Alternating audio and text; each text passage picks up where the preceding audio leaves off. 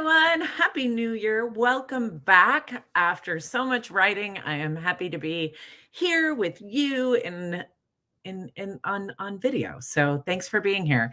Today, I am looking for my people, my catastrophizers, my fellow catastrophizers. Now, some people who maybe have only known me in the last couple of years will be like, there's no way you're a catastrophizer. And I would like to say that I am in recovery of being a catastrophizer, because as much as I would like to say I never catastrophize any longer, that is so not true. Just this past winter, as winter was coming, I was catastrophizing mode for months before I realized that I was doing that. And then I used my tools to help myself get out of it.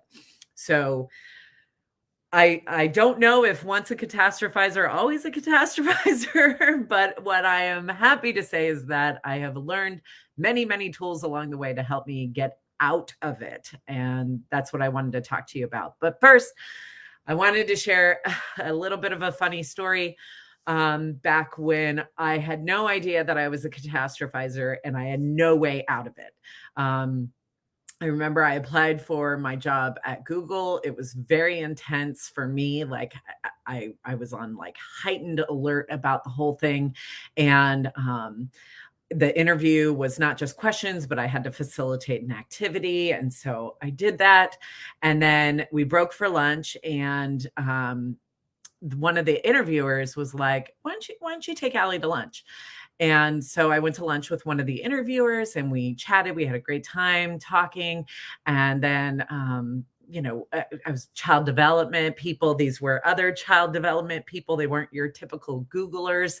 And we had this great conversation. And then when it was time to say goodbye, she gave me a hug. I hugged her back, and I got in the car and I called my husband, and he's like, so how did it go? And I was like, I don't know. I think I did okay.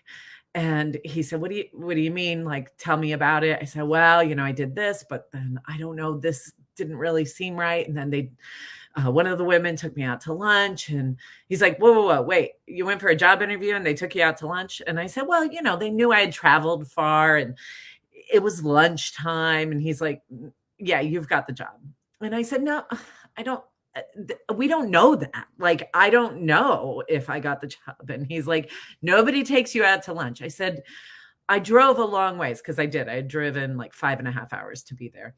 And he's like, well, tell me about that part. And so I told him, and I said, we said goodbye, and she gave me a hug. And he's like, okay, she hugged you? And I said, yeah, but we're child development people. That's just how we are. We're very, that's just how we operate. He's like, no, you've got the job. And I was like, I don't know. We don't know that. And then what I did not know is, because I was used to the child development world, not the Google world. The Google world takes a long time to hire people. In the child development world, it tends to happen very quick. And so months were going by, and I would call people there, the recruiters, and say, am I getting this job? Am I not? And they would be vague. And I remember saying to my husband, like, I don't think I'm getting the job.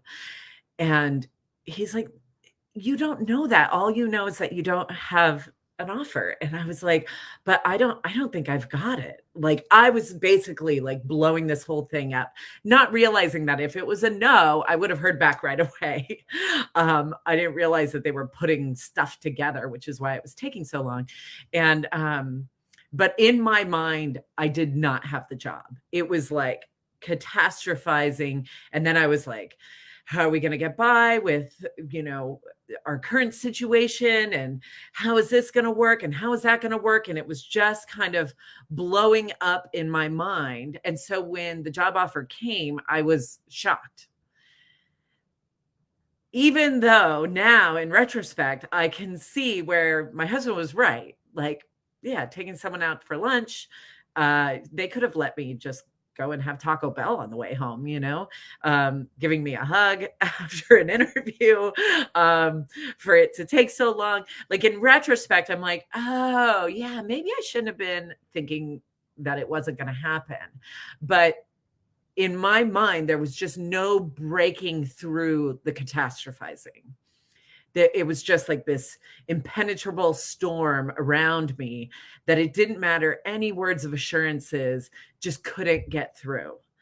And that was how I lived my life. Like that happened there, but that was just like just insert job interview with any other experience. And my husband, who is not a catastrophizer, thankfully, would say, I would say, but what if this goes wrong? And what if that goes wrong? And what if this thing goes wrong? And what if that goes wrong? And he would say, yeah, but what if it goes right? Like, what if it goes well? What if it goes right? What if it goes good? And like, I remember when he first said that, like, what if it goes right? And I was like, that question had never entered into my psyche around what if things go right. It was always prepare for the worst, hope for the best. That was my motto. Prepare for the worst, hope for the best. And so catastrophizing was my preparing for the worst and then hoping for the best. And then when it happened, it was more like, oh, okay, I guess that happened. Let's move on and keep preparing for the worst, because just because this one good thing happened doesn't mean more good things are going to happen. This, if you haven't figured this out already, is exhausting. It is bone tiring to live that way. And I'm sure to live around someone who is that way. But I don't really, other people make choices to be around you or not. But if you live that way, you know how tiring this is. It's tiring because it interrupts your sleep. It's tiring because it's always kind of there spinning in the background. It's tiring because even when really joyful things are happening, you're still waiting for that other shoe to drop. It is exhausting on a soul level. So what do you do? How do you get out of it? Because nobody wants to be in catastrophizing, but it almost feels too dangerous not to catastrophize. Like it feels riskier to trust that something good might happen rather than to allow yourself to keep preparing for the worst, because preparing for the worst is like, well, at least I'm doing something that is within my control. Catastrophizing and control really run hand in hand. And so we try to control the controllables, right? We try to make things work as it does, but that just keeps us on that dread and prepare cycle. So part of this is just allowing for that question of what if things go right? What if this move, or what if this change, or what if this decision goes really right? Because for catastrophizers, it can be really easy to think of all the things that can go wrong, imagining all the terrible things. And we think somehow that imagining all the terrible things will help prepare us. But what it actually does is it cripples us. It's almost like I'm going to injure myself before life injures me.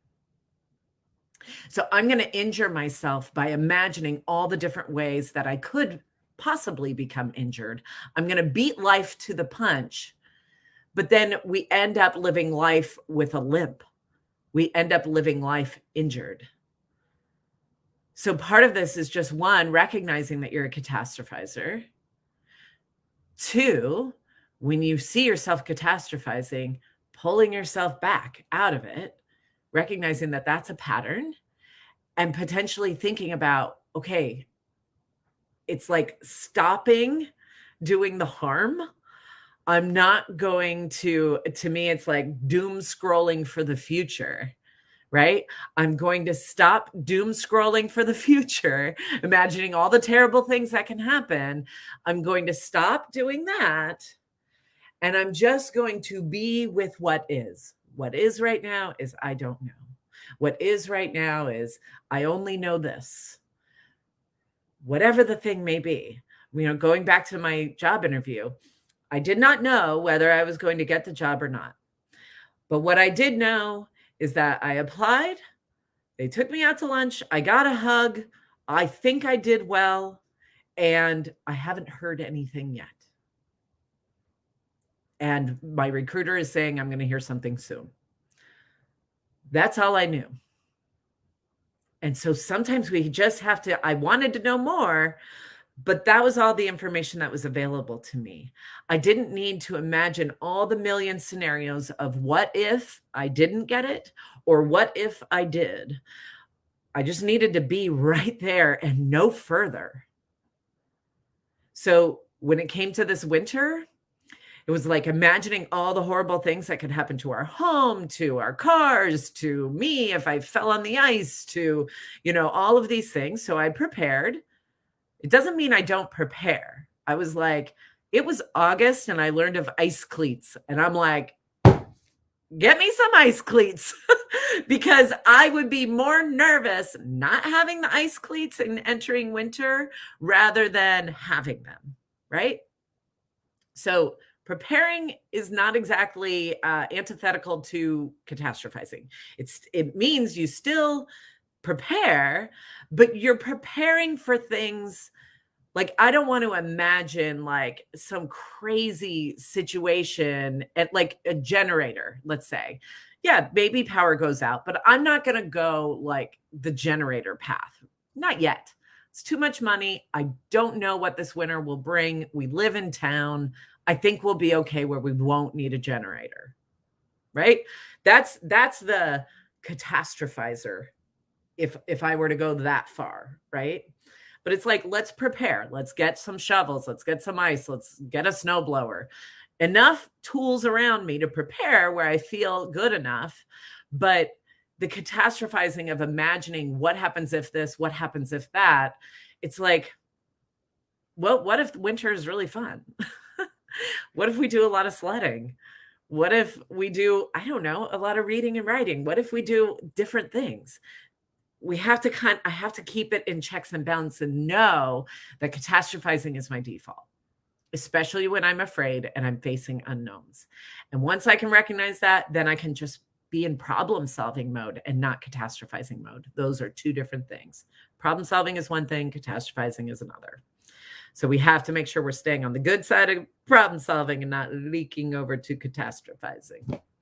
Anyway, that is a lot for me to say about catastrophizing. I have a lot more to say about it, but I just wanted to send that out there in case any of you are catastrophizers or want to be in recovery to it. Just recognize that it's there and try to be with what is and not damage yourself, not injure yourself with all the horrible, horrible things that could be, because chances are they won't be. All right. Blessings to you and yours. Happy New Year. What if everything goes right? Yes. What if this goes right? Absolutely, Jill. Thank you for being here. I will see you next week. Bye-bye.